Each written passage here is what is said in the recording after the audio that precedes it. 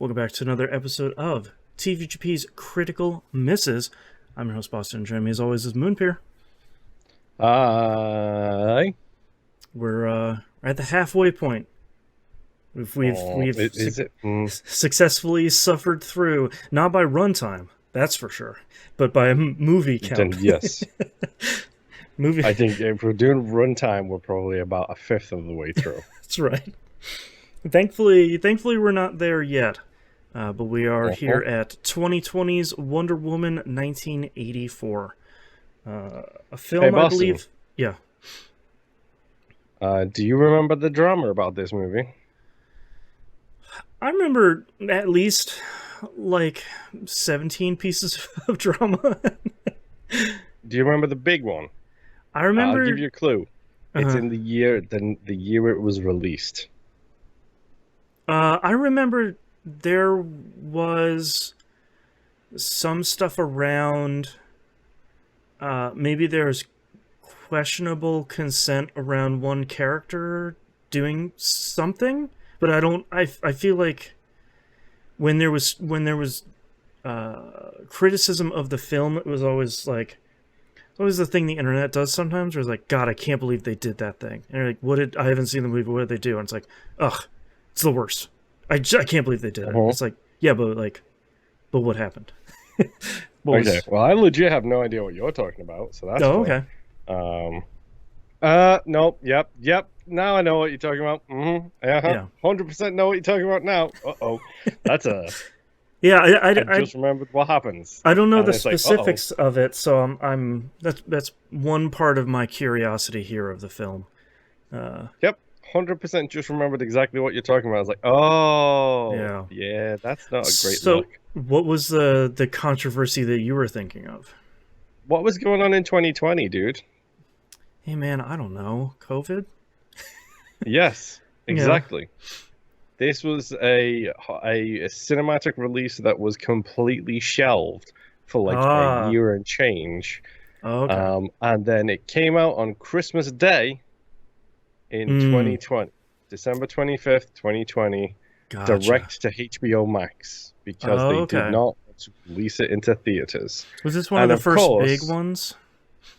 This one and Black Widow were the two that got shelved straight to the streaming services. Right.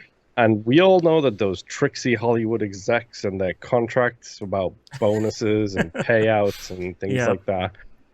Spoiler alert, the Hollywood industry is just a giant tax Ponzi scheme. I remember there was a very big lawsuit around Black Widow of we can't pay any of you guys anything because it didn't go out to theaters. I mean, we're just a little guy. What are we supposed to do? We're losing billions of dollars every time we put out a movie. Anyways, here's 10 more this month.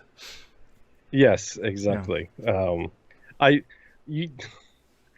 You should look at something if you're listening to this and you're curious, you should totally read up about how the expenses for movies get vastly overinflated so that they don't have to pay royalties. Yep. And one of my favorite directors, George Miller, didn't make a Mad Max movie for 40 years for that exact reason, because he was fighting with the studio about royalties. Yep. Peter Jackson also sued whatever it was about Lord of the Rings not being profitable, by the way, they claimed. Not profitable. I think around the same time one of the Wizard movies also was grossly unprofitable, and people were like, wait, for real? What are you talking about? Yeah. It is hilarious, the strings that are pulled in that side of things. But yes, the thing I remember most about this movie was I saw it on Christmas Day 2020. In a year where I continued to have to go to work as a vital employee. Yes. Great. Yeah. Thank goodness Wonder Woman's here for you. Spectacular. Yes. So Boston, I have seen this. We know this. I have not seen this. We also know this. After Wonder Woman 1, are you excited, trepidatious, cautious, optimistic, cautiously optimistic? How are you feeling about Wonder Woman? I try not to let the internet influence my like or dislike of things. I feel like that's kind of a good a good bellwether overall. Because and we literally have an Alpha Protocol award because right, even bad games can be good. yeah. But I feel like every once in a while there's an outpouring of negativity over something. See, Morbius, where something seems to not earn its ire, but kind of be that film where it's like, yeah, maybe the masses, the critical reception was correct. Maybe this thing was just fine, if not kind of not great. I like a lot of the actors in this, which I'm sure we'll touch on here in a minute. So I feel like I'll probably enjoy a lot of this, but I'm not going in expecting a movie that'll be on the level of the previous one. Because I feel like the previous one was like almost an accident. Just like, we shot this thing, we edited it, whoops, I tripped and it fell into like a vat of good movie goo, and then, hey, Wonder Woman came out, and crap, we made a good one. All right. I mean, it was a good movie. It was, in my opinion, the best movie of the start. Yes. Yeah.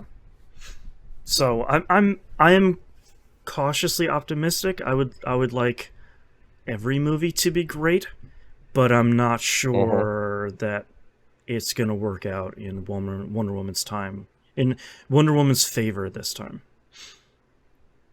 Yeah. Curious. Do you know who's in this movie, out of curiosity?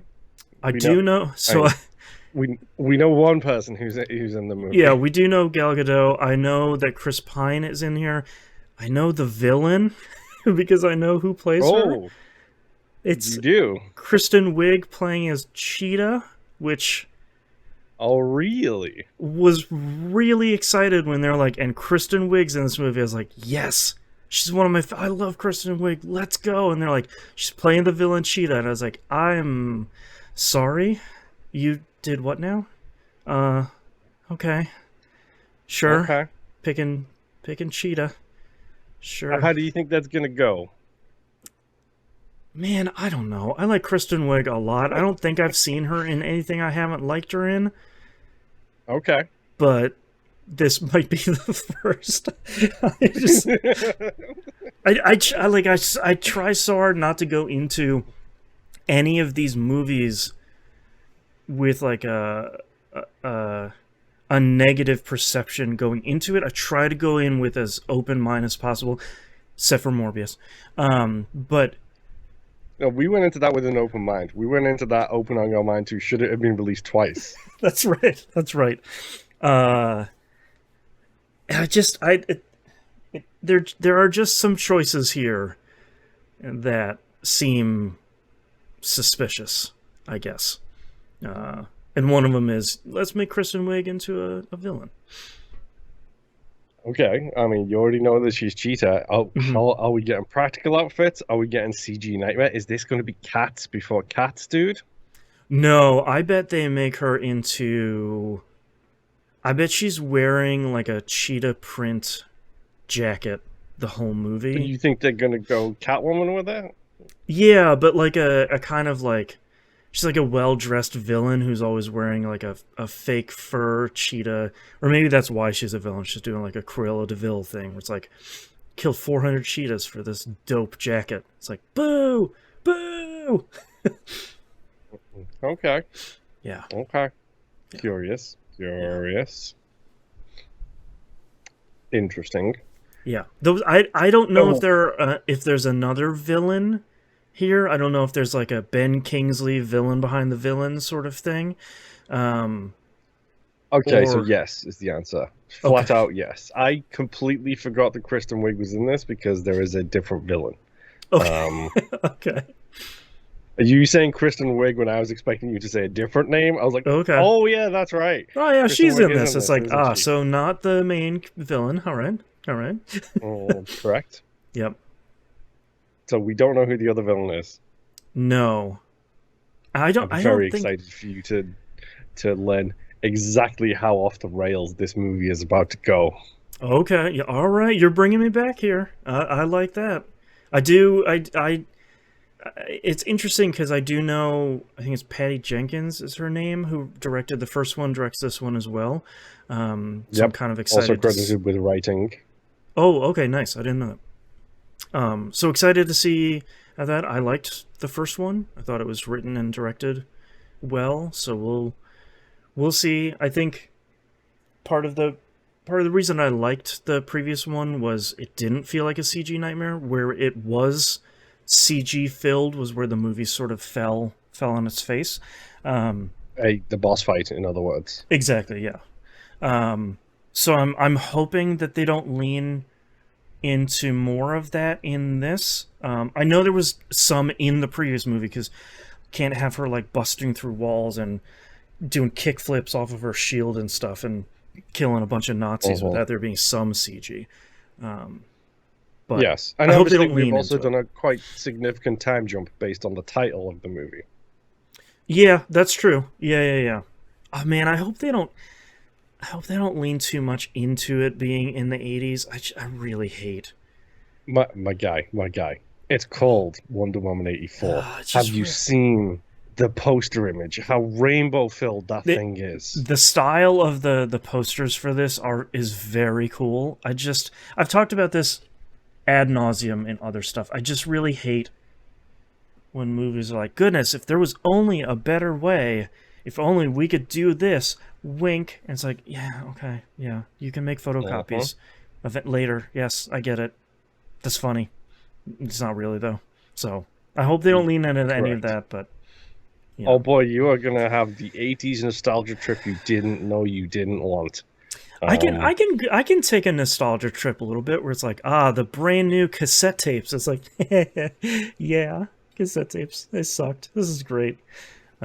Dude, get ready for roller skates. Yeah, let's go. 2 movies with roller skates back to back. Here we are. All right. Yup. All right. Oh boy. So, minor spoilers because I have to mention it because I absolutely adore this. Okay. We do get another flashback scene at the beginning of this movie. Okay. Of young Diana on Themyscira, which the little girl who plays young Diana is the same little girl from the previous one, and I absolutely adore her. She is a fantastic actress. That's great. Things I didn't know, she did her own stunts. Oh, super cool. That's great. Because she did them better than the stunt doubles did. Even better. Get out of the way, I'm doing this. Now for some finally get them dollar bills. How much did Gal Gadot get paid for Wonder Woman? The first one? It's not a big number, dude. It is much less than you would think. I was thinking it was probably way less than maybe she really should have gotten in that first movie. I don't know. I would venture, since she's a woman in Hollywood, is probably well under $1 million for that first movie. $300,000. Yeah. Yep.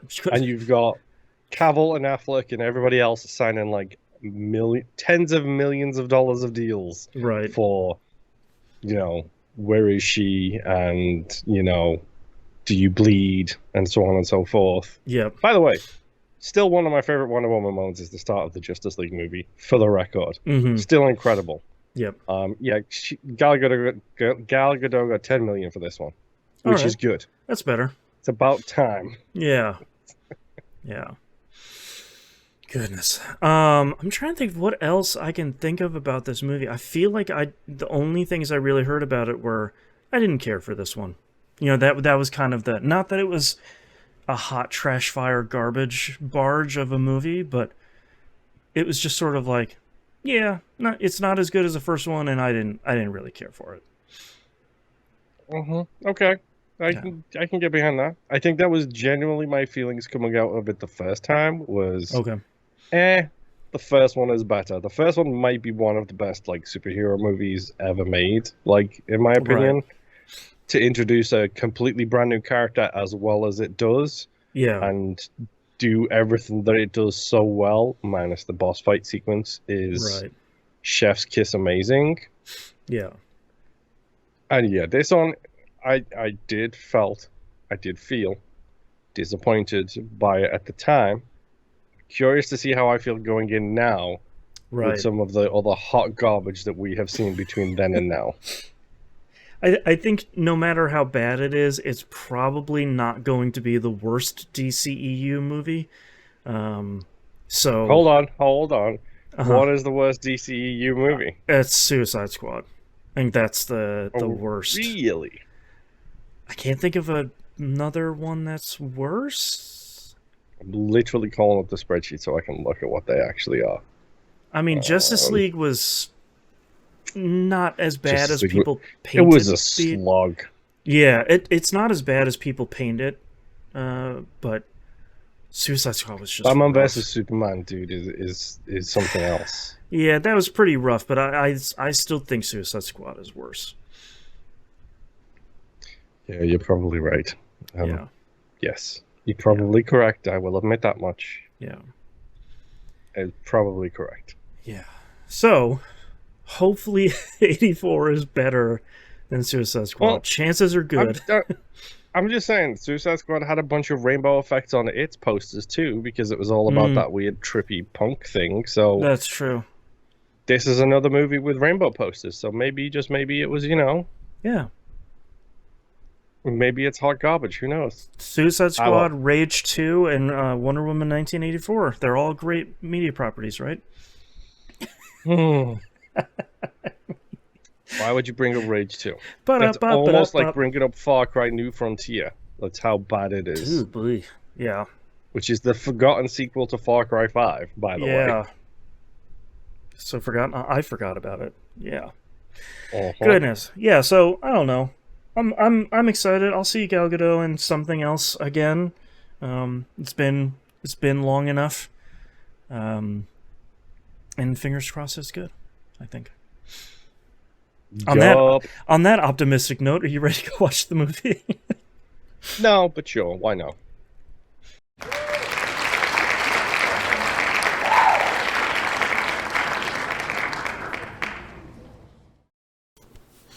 Welcome back. We've returned. We are me and Moon and Louise. We're back here from watching the movie. Oh yeah, you can just see the ears in the camera. Yeah. Yep.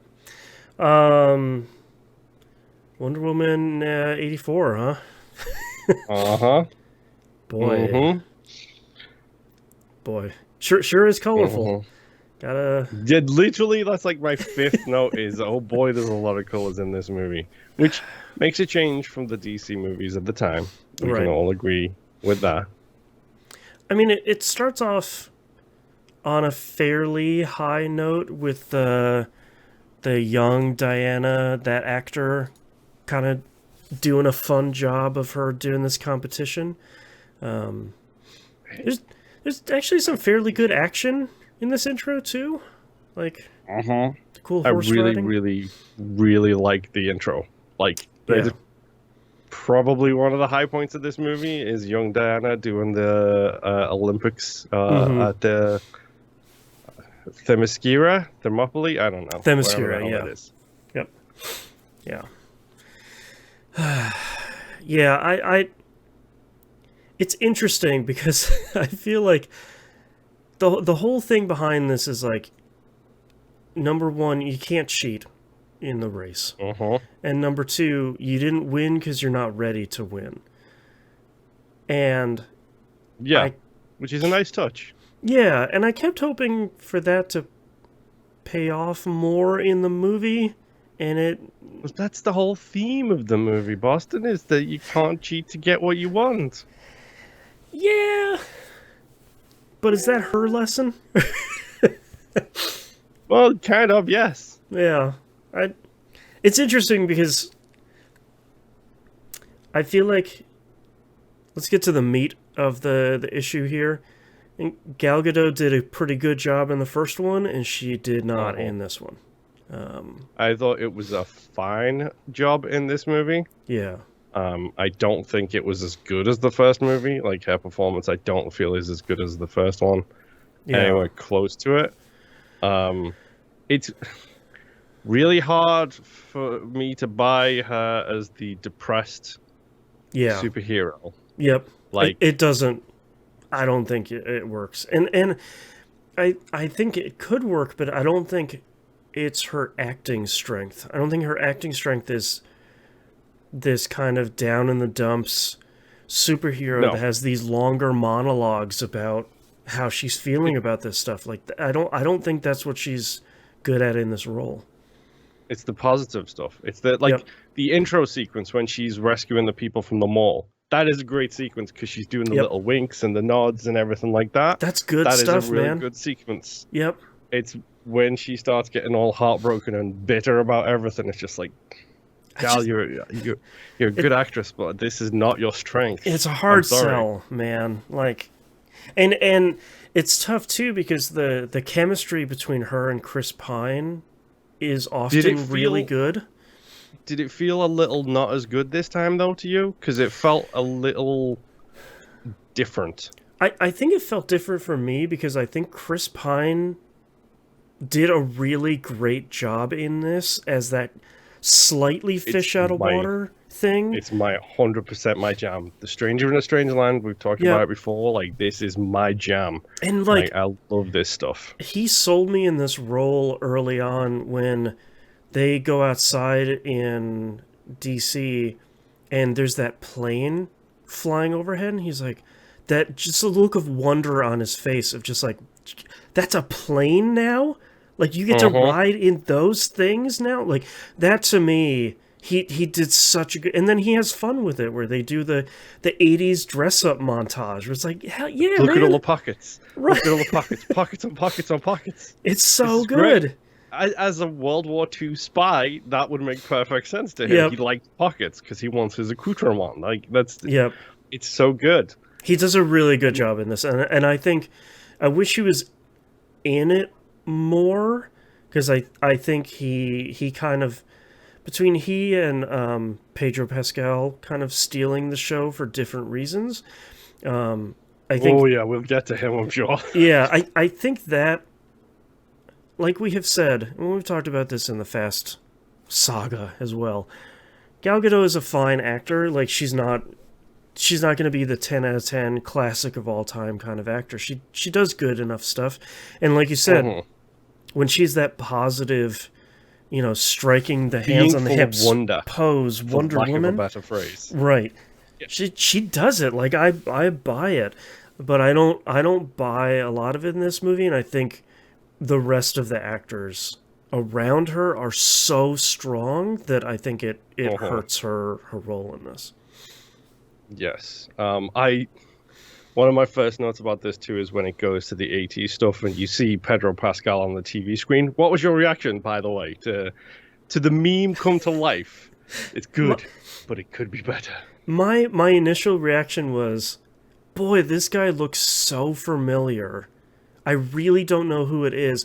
And only when he showed up at the Smithsonian Museum in person, I was like, oh, that's Pedro Pascal. I didn't notice him because he doesn't have the mustache.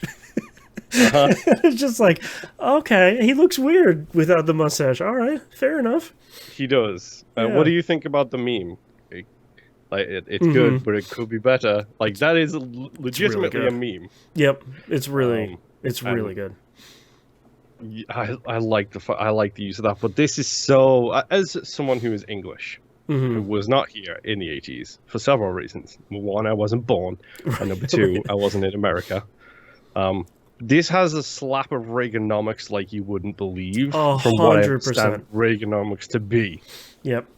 Oh, I'll just you make me rich. It'll all just trickle down. Don't worry about it, baby. It's the 80s. Everyone's gonna be rich. I do like in the intro though that there are enough nods to it being in the 80s without being super annoying about it. I don't feel like Thunderbird car is a great car. That's a good reference to really it. Good. And I do like the slow reveal on Wonder Woman as well. Just about to say that. Yep. The Thunderbird sequence, like, you just see a foot come out and the car goes spinning into the road, and then all of the mall sequence, you just catch like flashes of like body parts, boots before and the full reveal, the bracers and stuff. Yeah, I was just. It's funny. I was just about to say that because I thought that was really strong because it wasn't just all right, here's the intro, and it does a fade cut into, here's Diana, woo, let's solve mysteries. But I like this kind of, she's still in it, she's still doing the superhero thing, and she does this big thing. And I thought the reveal of the costume, that's a good looking costume, man. It's still real great. Still probably prefer the first movie's one a little bit more, because I think the dress was longer in the first movie version. I don't remember, probably. Because it feels a little short at times, for my personal liking. Then that's also not helped by the fact that Gal Gadot has got legs that are like 6 feet long. That's true. That's true. Anything at the top of those legs is going to look shorter by default. That's fair, yeah.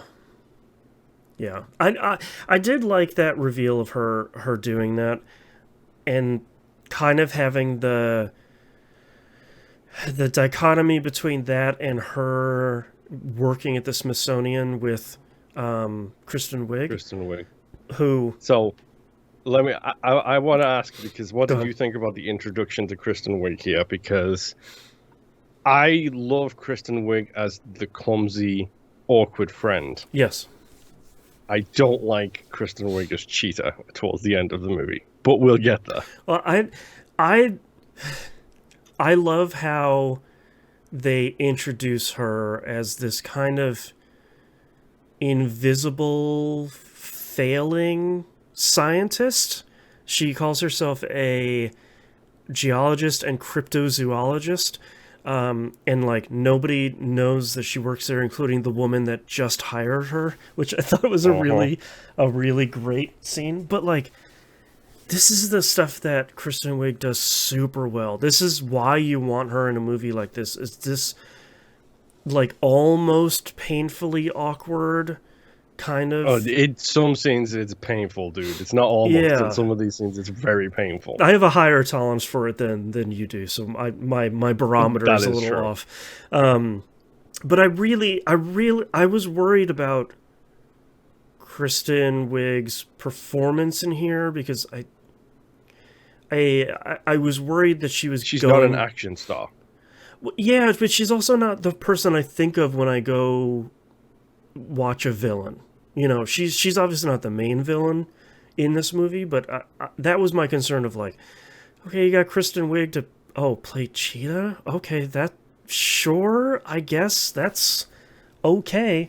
But it makes more sense having her do that slow transition over the course of the movie, and it makes more sense of how she gets the confidence and the powers throughout the movie. I think they did a good job with Cheetah, and I think Kristen Wiig is the vast majority of the reason why it's such a good portrayal, because I think she nails it for like 95% of that movie. The slow burn is really slow, and I like how slow it is. Like from the moment where she gets attacked in the park to seeing that guy again later. Oh, it's so good. A nice slow revelation of exactly what she can do, kind of thing. Yep. Yeah, and I think she's really good in this. Yeah. So let's talk about the MacGuffin, because at the mall there was a black market thing in the back of the jewelry shop, and then the FBI want the museum to help them identify some of the exhibits so they can figure out exactly what's going on. Yeah, what's all this ancient stuff? Yes, and the thing that Kristen Wiig, Barbara, is asked to identify is a citrine stone. Right. A seemingly worthless large stone. Uh-huh. Did you know what this was? Because I didn't know what this was until I had no idea. A lot of research into it. Yeah. So it's not called as much in this movie. It's the Dreamstone. It is the stone that gets taken from Sandman in the Sandman comics. Gotcha. Okay. And grants people's dreams. Right. But they can't call it that because the Sandman is owned by Neil Gaiman, despite the fact that he's part of the DC canon, technically speaking. Right. Neil Gaiman owns that character, so therefore they have to be a little bit more It's a wish stone. A wish rock. which is why when Pedro makes his wish on the stone, it crumbles into sand as a nice little nod to who it actually belongs to. That's pretty good. Which I think is a nice touch. It's also a good little nod to. You haven't seen the show yet, have you? No, I have not seen Sandman, the show. Okay. We might have to put that on the list at some point. Sure. Because I did not think it was possible to make... Very much like Dune, I did not think it was possible to make Sandman into a TV show. But oh boy, did they do it. A filmed anything, to be fair. Yes. Yeah. But yeah, she's investigating this stone, which is the Dream Stone. And I like the fact that the guy who grabs it first, he's like, oh yeah, isn't it so funny? I wish I had a coffee. And then he walks around and someone's like, hey, like, Jess didn't want this coffee. Like, does anybody want this coffee? Right. And he's like, hey, I got a coffee. Yep. And then Barbara wishes to be strong, sexy, and cool like Diana, and then has the whoosh of air, the granting wishes air whoosh. Yep. And Diana makes one too, which is she doesn't say it out loud, but she's like, I know exactly what I would wish for. I wish I had Chris Pine with me. And hey man, don't we all? I pine for a Chris, one might say. But up. How you didn't make that joke, I don't know. I'm slipping here, man. But yeah, now all of a sudden Barbara is good in heels. I like this. This is a really good sequence when she falls asleep in her office and she wakes up wearing the same clothes she was wearing the night before.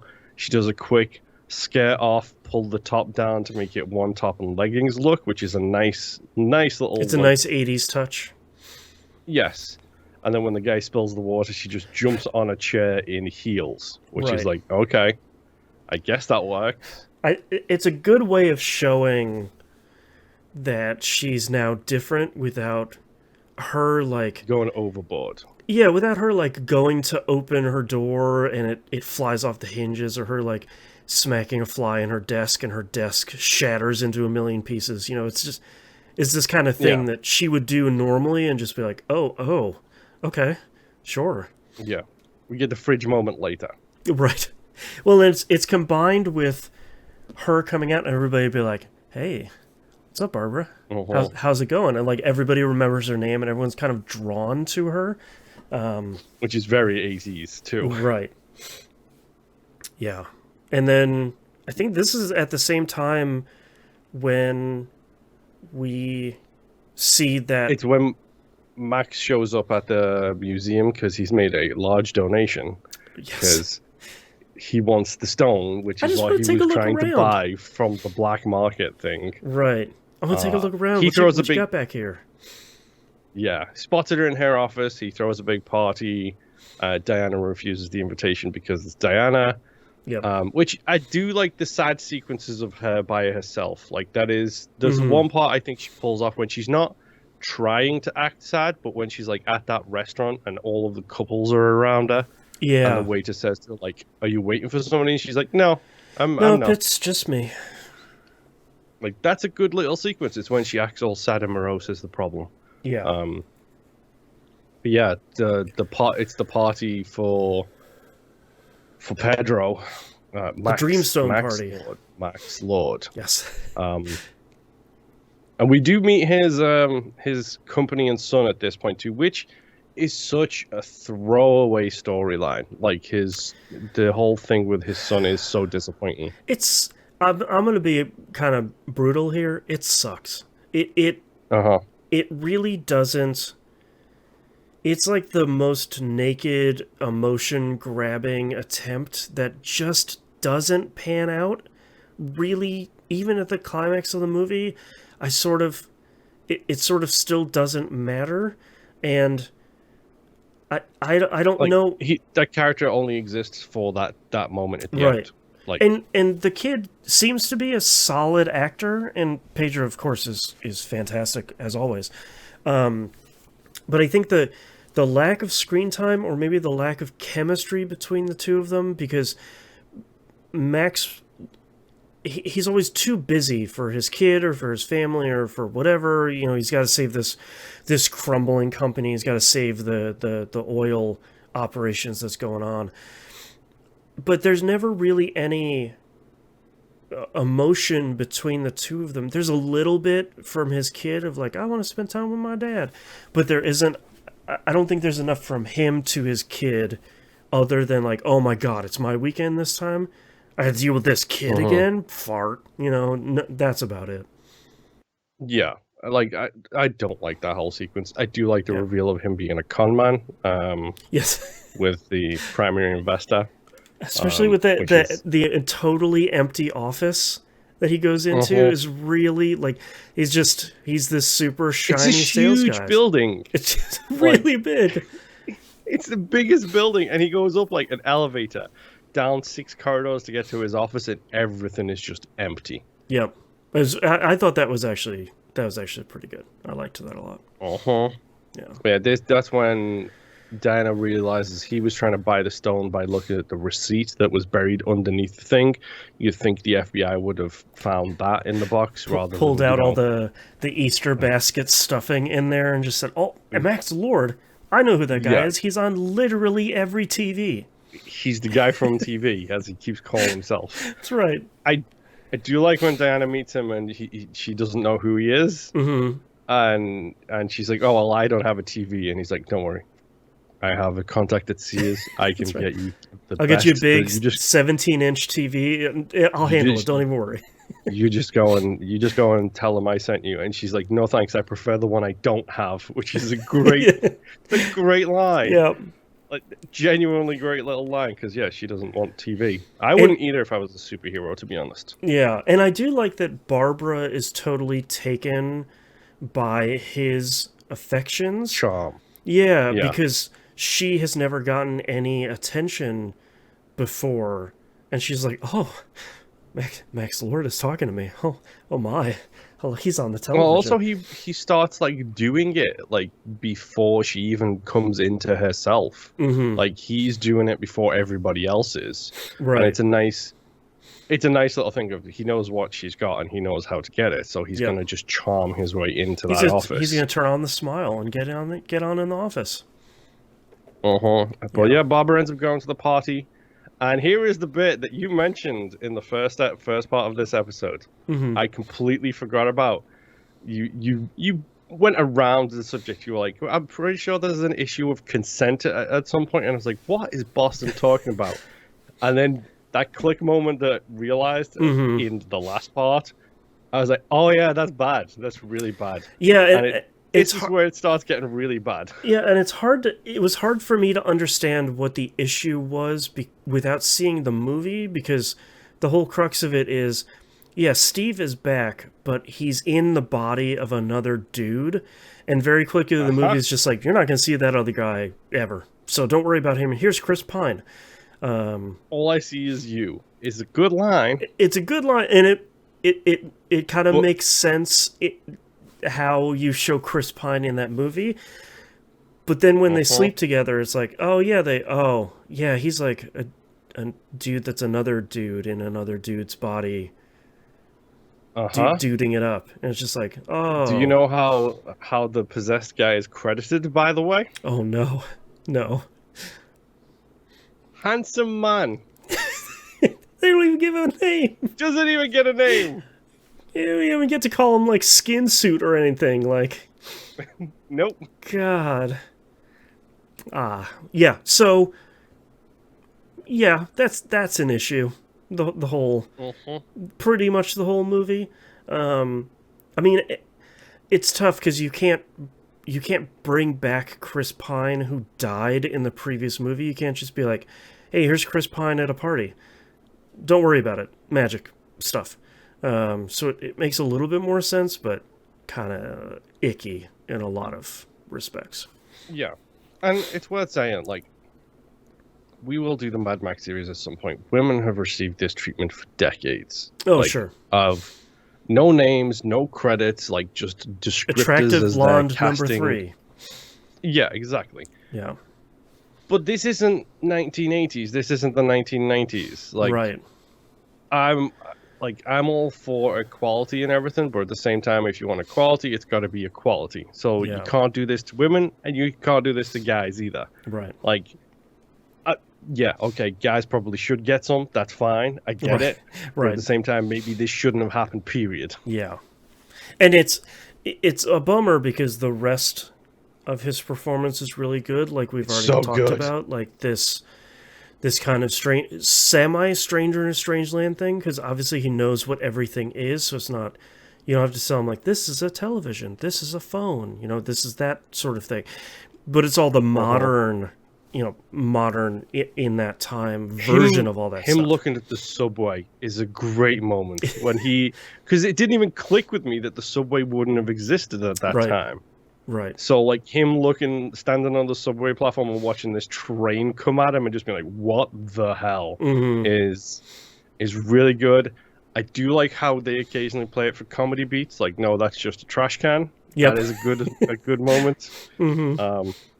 But my personal favorite sequence is the Air and Space Museum when he goes there. Because it's really good. He's a pilot.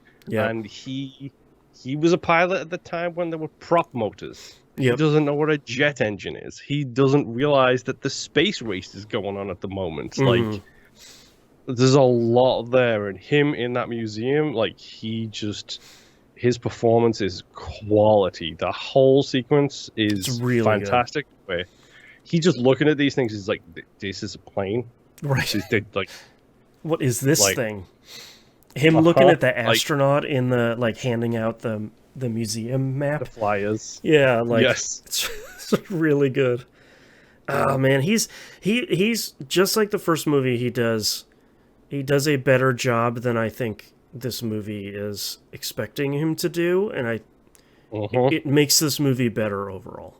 Because everyone made fun of him in the first movie because, like, oh, it's World War II, it's another Steve. It's another Steve who's gonna fly and crash a plane. Oh, that's right. Marvel already did this with different Steve. Have the Simpsons did it moment?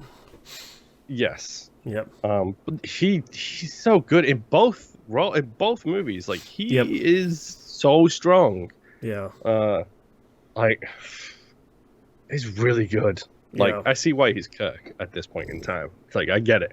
Yeah. Like, this is why you God, he was so good in those. Man. People hate the new ones because they're just like Star Wars fans. They're that kind of fandom. That's right. It's my favorite thing. I hate it. Yes. Yep. But the fact that he also took Shatner's, like, mannerisms into his version of the character is fantastic. But yes, Chris Pine is incredible in this movie. Yep. I like the fact that they. Okay, let's just cover all of Maxwell Lord's shenanigans in one block because I don't feel like bouncing back and forward. It's essentially he gets the Dreamstone. It's the same thing again and again and again and again. Yeah, he gets this Dreamstone. He wishes to basically fix everything in his life by becoming the stone. To be the Dreamstone. Right. And then he manipulates and cons people into wishing what he wants them to wish for. Right, which is actually pretty good. I think he's not really granting wishes. He's, like you said, he's a con man, so he's having them grant his wishes. I do like the kind of slow descent of his health overall as he gets more and more of what he wants. I think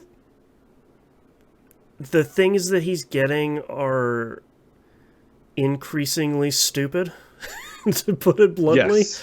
Don't you wish you had more help? Yes. Right. Say it with me. Say, you wish you had more help. Right. I wish I had more help. And then everybody just starts walking into the office. It's like, okay.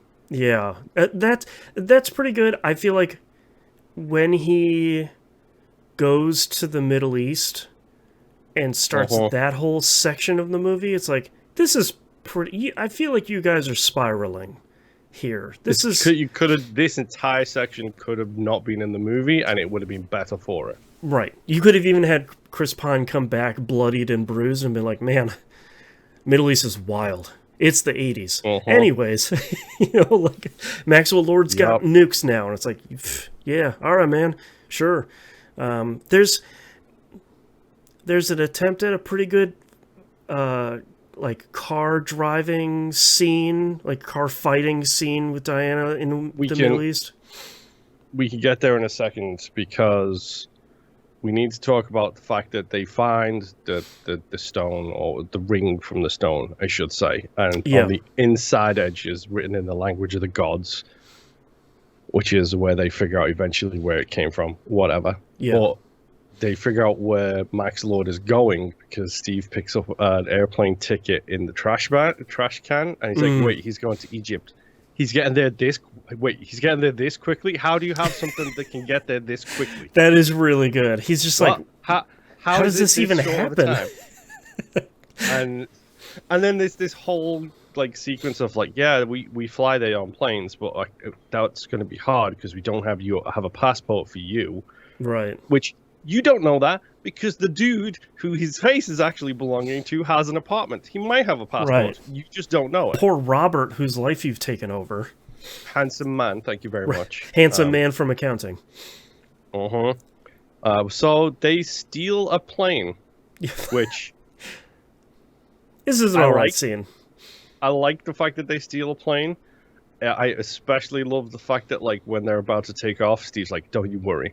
Where I fly, ain't nobody gonna catch us. And Dad's like, oh crap, radar's a thing. Yeah, so I gotta tell you about this cool new thing we discovered. Anyways, they know exactly where we are. It's like, oh, word? At all times. and Steve's looking behind him, he's like, will they shoot at us? Do you think they're gonna shoot at us? Yep. Like, yes. They will 1,000% got bad news for you. And the stupidest joke in this movie, which is also kind of cool, is Diana turns it into an invisible jet. Yeah. I've never liked the invisible jet. No matter when they have shown it, I especially don't like it here. I feel like them leaning into the other powers of Wonder Woman in this is like part of the reason why I liked the first one, it was more grounded. It was just, yeah, she's a super great fighter, and she's fast, and she's strong. She's done all this training to fight. It all kind of makes sense. It all really clicks.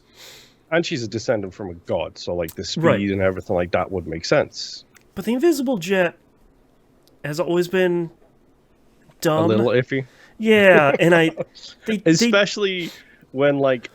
after, because I think the invisible jet was brought in for the Justice League animated show, I think. Okay. Before in the comics, Diana started to fly. Right.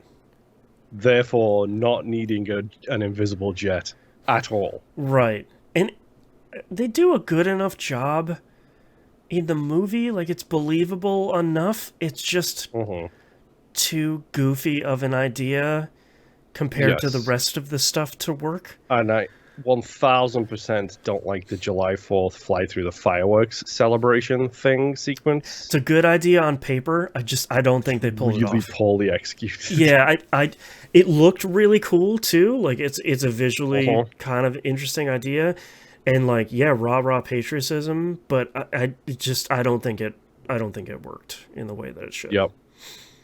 The only good thing that comes from after they make the jet invisible and take off is Steve explains about flight to her. It's just about catching the air, knowing how it flows, knowing how to use it, which is a revelation for later in the movie. Right. Yeah, it's tough because it's half of a good scene with him doing this kind of interesting monologue about why he loves flight. You know, it's the reminder that, hey, Chris Pine is a good actor and he's doing his best in this, in an invisible plane. So it's, God doesn't give with both hands, usually. So, yeah. This is also where we get a flashback to Kristen Bell doing the research for Diana because she's trying to figure out where the stone came from. Yes. And I love this sequence of her in the library with the microfiche just being like super fast. Also, I love microfiche and microfilm. It's a Uh-huh. super great thing. And I love too this dude like fawning over her. I was just like, oh, I got the last one for you. And she's like, yeah, I'm good. I got what I needed. He's like, you don't have to be rude about it. It's like, oh, yeah. Dang, dude. All right. That is a very 2023 sentiment coming in right there, where it's like, excuse me, I opened the door for you. You could at least say thank you. I showed you my microfiche. Please respond. Yes. This is literally the second time I've had a conversation about that kind of person on a recording this week. There you go. Which is classic. But yeah, then she does the run. And I like the fact that she does the superhero run. She does the Terminator 2 running like it doesn't even bother her at all. Yep. This effortless, really nice sequence. Like sprinting, you have the flat hands and everything. Like you just, she is booking. And that's when we get the guy from Alien gets the absolute bejesus knocked out of him. I really like this scene because she keeps running, and that moment when she stops of just like, no, I can do something about this. I'm going to talk to this dude. Like, he's not going to do this to me twice. Like, how dare he? And her losing control because she realizes that she has this power is really, really good. And her just beating the ever-living poop out of this dude across the street, like down an entire city block, is really good. And she plays it perfectly. I like the fact that the thing that snaps her back to a little bit of humanity is the homeless guy who she helps. Like him being like, dude, what's going on? Like, are you okay? Like, what's happening? Yep. And she literally is like, mind your business. And then superhero runs into the night. Yeah. Yeah, I really like that scene. And like we've been talking about, there's this slow kind of descent for her throughout the entire movie. And it feels like every time she has a scene like this, it ratchets it up a little bit. And but Kristen Wiig plays it really well. And the movie's written in these scenes well enough that it feels believable, where it's this loss of control and this kind of enticing coldness. Yeah, but it's also this like enticing use of the power, where it's like, you know, I've been ignored, I've been nothing my whole life, and now I can do something. So I'm gonna beat this dude up that's been catcalling me. And it's like, yeah, man, I get it. I was expecting broken wrists when she grabbed hold of his hands. I was expecting broken wrists at that point. I was like, please don't. Don't give me the jelly hands. I don't want to see that. That might be the best, worst way to describe it ever. Yeah. This is when we get the desert sequence, which is this entire set of like everything set in Egypt and the Middle East. You could take out this movie and it'll be like 40 minutes less runtime. And probably 20% better. It's so long, and it's all just like, it's shot fine, and everybody's acting is fine, but I've seen it in like 30 other movies, and I don't. And the wall going up around the city, that guy's land, yeah, like, it's fine, but it's never cool enough looking. Like the moment where Maxwell takes that dude, his security team, like his security team, and just bounces, it's okay, but it's not a big enough moment for me to be like, oh dang, all right, yeah, it's happening here. Like, it just, and it's like irrelevant because like he's there to get the oil and he's already sold his oil, and also like, he's the Dreamstone. Like, what is going to stop him at this point for anything? Like, it just doesn't even really matter. We do the chase scene here with Diana going between the multiple kind of armored cars. It's pretty good. It's pretty good. It's pretty interesting. I like that she gets shot. Yeah, like, I think from a story perspective, it's interesting where you see the flip for Barbara of, now I'm stronger, now I can do more things, now I am more than this ignored person. And we see that same flip for Diana of, oh, I got shot and I'm bleeding and I'm hurt. I might not actually make it out of this. but it never feels like she's in an incredible amount of danger, even when she's like hanging underneath one of the APCs. Like, it doesn't. When she's getting smooshed by two of them, like, right. She's still doing a pretty good job of like keeping them apart. Yeah, so it feels okay, but I agree with you. I feel like you could probably cut the majority of this and just be like, "Oof, nukes, huh?" Because goodness, you could get the exact same effect of this sequence, which is, spoiler alert, Diana is starting to get injured, which she never was before. Right. You could get this entire sequence done in the White House, which is our next scene. Right. And that's a huge fight scene too. It's like the back 50 minutes of this movie is 3 back-to-back huge fight sequences. Right. And it feels like only one of them matters. Yeah. And I think there you could probably write a more interesting way of Max Lord kind of descending into this like wish addiction sort of thing that he's going into, because I think the eventual payoff of it is interesting. Of the first half of it is him granting the wish, quote unquote, the president's wish almost effortlessly, and I think that is interesting. I kind of like the guy they got to play the president. That feels like a very good president without just being like, yo, here's Reagan. Which more movies should do. You just say it's the president and have him be an old white dude and people will buy it. You don't have to have somebody that looks like George W. Bush and call it a day. And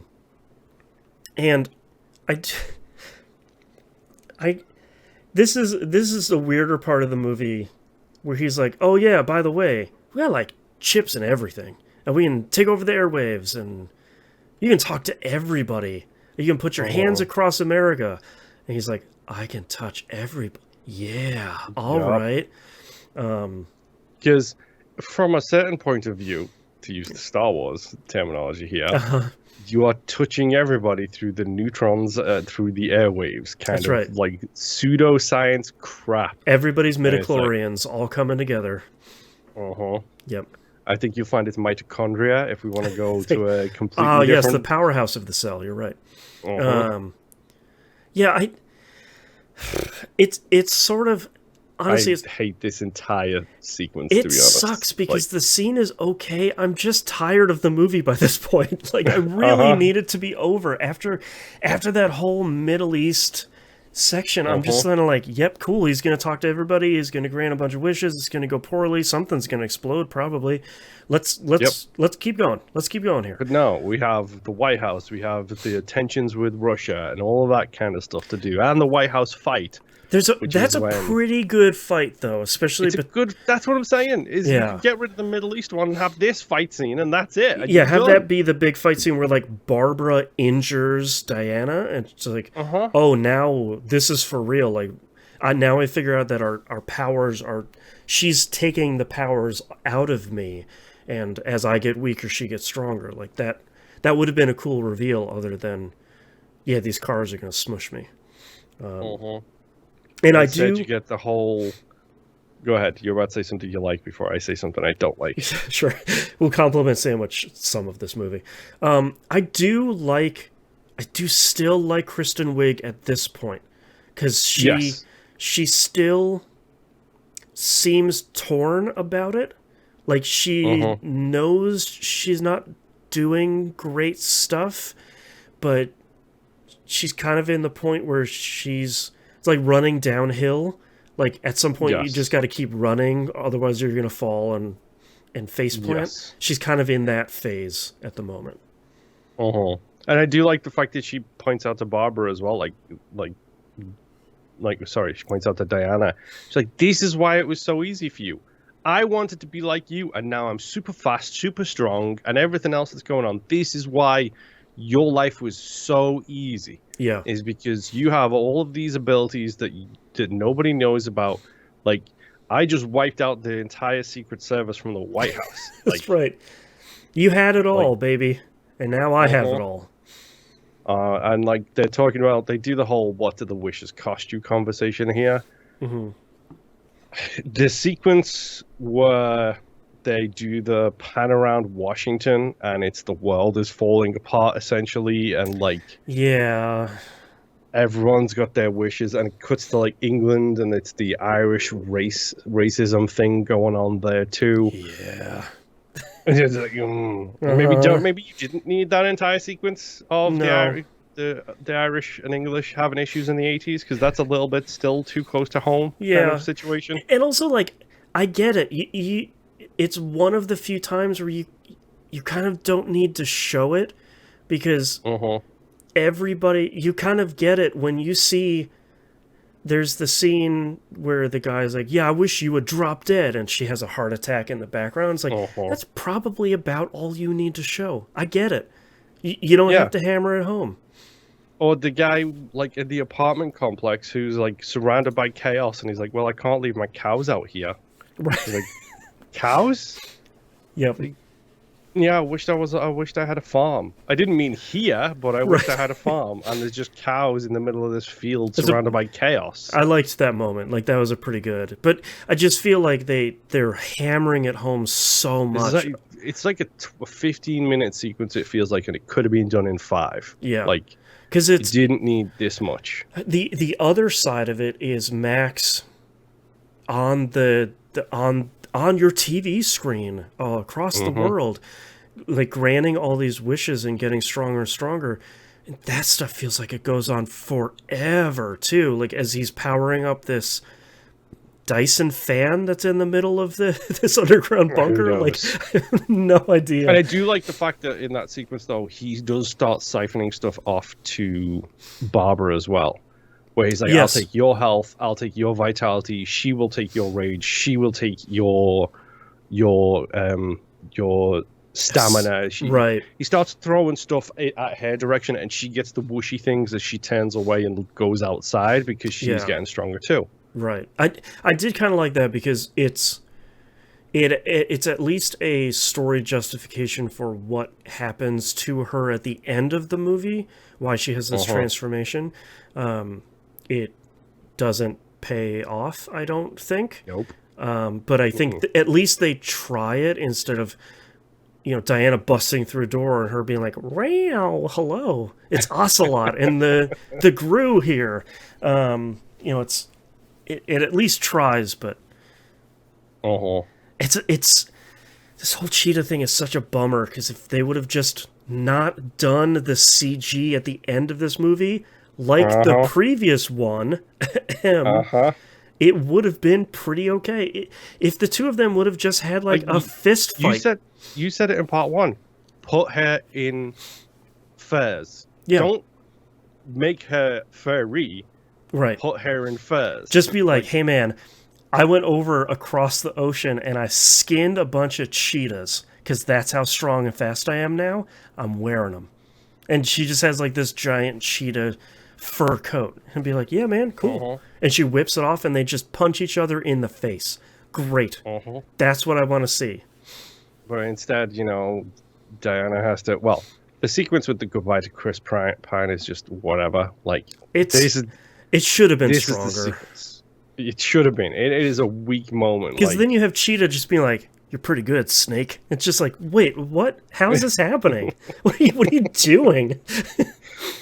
Well, yeah, that whole sequence where like she's running away and she starts to heal as he obviously fades back into death.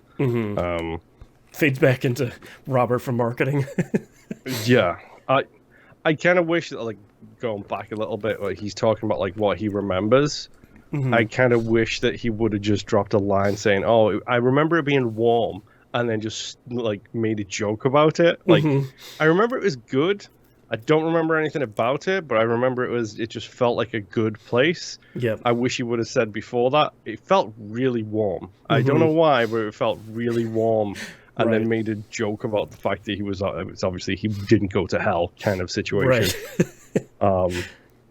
But this whole sequence is just whatever. And then, she goes back to her apartment and gets the armor, which we haven't talked about so far. Yeah, they bring it up at some point saying, like, this was the best Amazon. It's the statue at the start in the game. Oh, that's true. Yeah.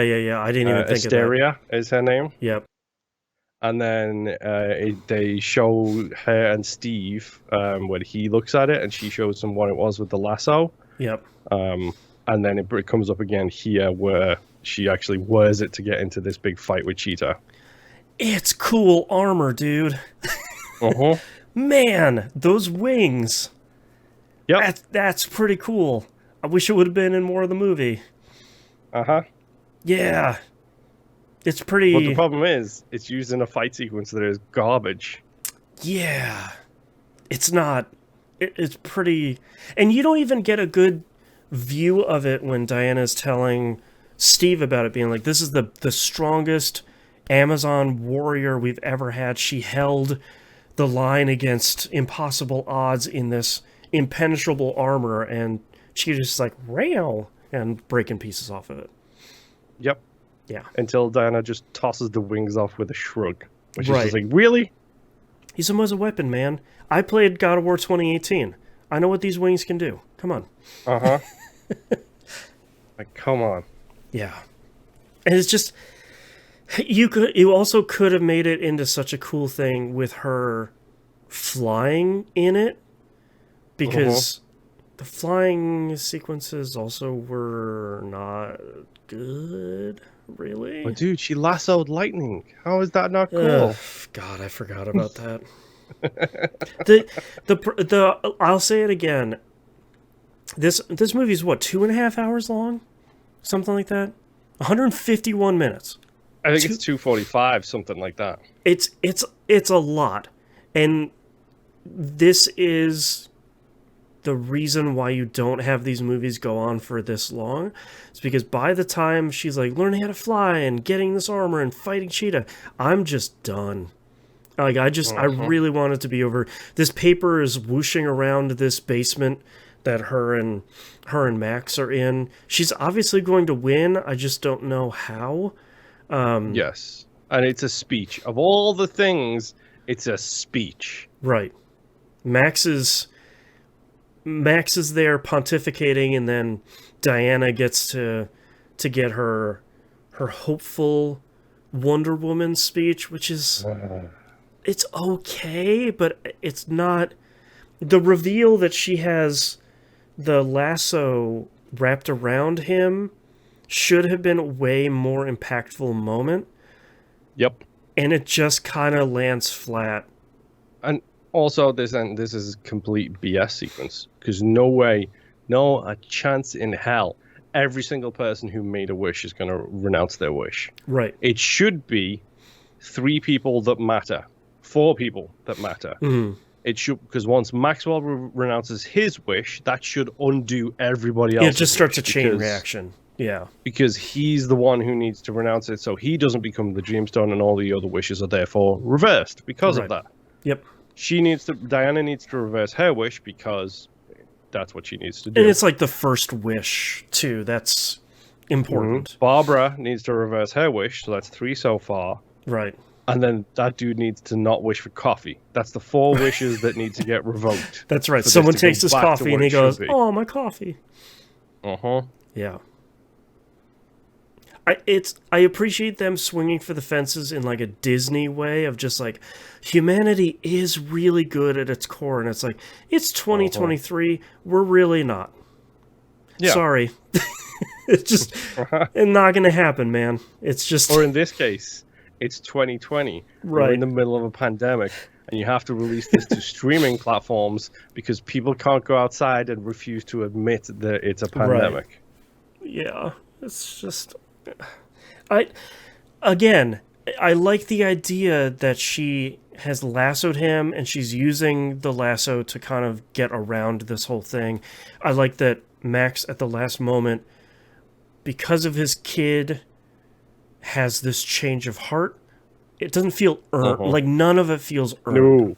No. Which just stinks so much, because you have so much good in this movie, especially with the Chris Pine stuff. And Pedro Pascal's just killing it the whole movie. Kristen Wiig is killing it up until she gets electrocuted in this water basin of something, whatever. Has like the lamest death. But almost all of this stuff at the end just feels so unearned that by the time it's over, I'm like, yep, great, it's over. Okay. Wonder Woman won. Yep. For some reason, I guess. Mm-hmm. Yeah. Yeah. This is exactly how I felt watching this movie on Christmas Day in 2020, by the way. Just finishing that movie and just being like, man. It was fine. I mean, that is literally how I feel about this movie. I think it's fine. Such really good, strong moments, but then it drags. Yeah. And like Pedro Pascal, Chris Pine, Kristen Wiig, all of them just killing it. Gal Gadot, weaker of a performance than the previous one. Moments. Yes. But some stuff in it is just like, no. Inconsistent. Yes. I like Wonder Woman, but she should always be the hopeful one. She shouldn't be morose and morbid because, number one, I don't think that's Gal's strong suit in performances. But also because that's not what Wonder Woman does. When Wonder Woman does become that way, that's when she's in the Injustice franchise and she's a killer. Right. Let's go over the ratings here real quick. IMDb has it a 5.4 out of 10, 284,000 reviews. Rotten Tomatoes has a 58% on the tomato meter, 73% audience score, and Letterboxd has it at a 2.1 out of 5 with, it looks like 95 ratings, which is shockingly low for Letterboxd. Oh boy. But I'm probably at that 2 out of 5, 4 out of 10 thing. I'm like a 2.5, 3 out of 5, I think. Like maybe a 5 to 6 because the problem is, and we've talked about this before, the ending of a piece of media can vastly influence the rest of your opinion of that media. Oh, for sure. You can have the best movie on the planet.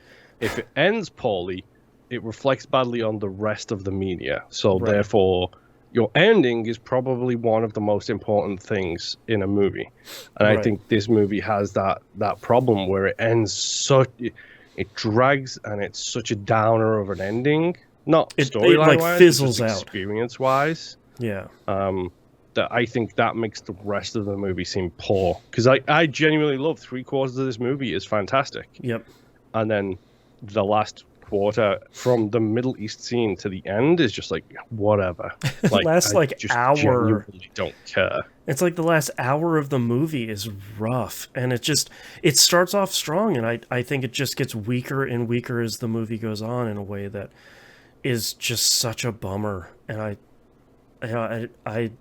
wish Gal Gadot was more consistent in this movie, especially as a lot of the other actors around her continue to be strong through the whole thing. Like, the Middle East scenes are a snooze, but Pedro Pascal is knocking it out of the park and chewing the scenery through that entire scene.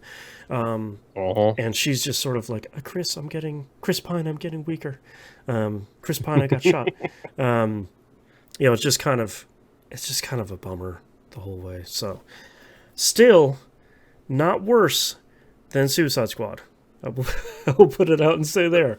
We have that is true. Our low water mark there for that. So I don't know, but we've got 2 more movies in this one. So we got what's the next one we're doing again, Boston? We've got probably Zack Snyder's Justice League. The 4x3 black and white Justice League recut / reshoot. Are we doing that, or are we doing Suicide Squad? Are we doing chronological or I think otherwise? I think we had agreed chronological. So maybe we'll do just Justice League and then hopefully Suicide Squad. We'll hopefully Suicide Squad isn't also 4.5 hours long. Suicide Squad. Please. Yes, I'm sorry. Thank you. The Suicide. I got to use the Christian name. Suicide Squad. Just like Zack Snyder's Justice League, it's not the Justice League. The Justice League, exactly. Yeah. So. This is going to be a chore, douche. Rolling right into a movie that is very, very long. Sheesh. What have I done to us? I'm so sorry. All right. Thank you very much, everyone, for listening. We'll see you next time. Bye. Bye.